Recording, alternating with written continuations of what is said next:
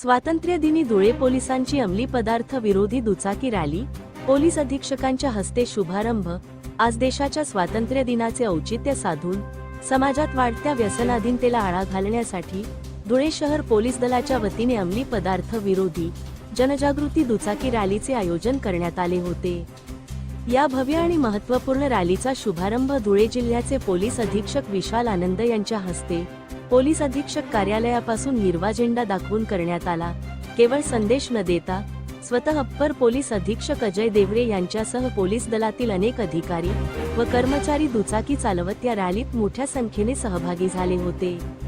हातात जनजागृतीपर फलक घेऊन अतिशय शिस्तबद्ध आणि नियोजनबद्ध पद्धतीने शहराच्या मार्गावरून मार्गक्रमण करणाऱ्या या दुचाकी रॅलीने नागरिकांचे विशेष लक्ष वेधून घेतले।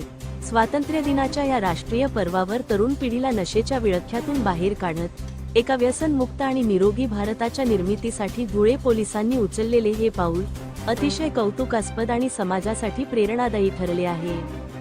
धुळे क्राईम न्यूज साठी अब्दुल रहमान मलिक, धुळे।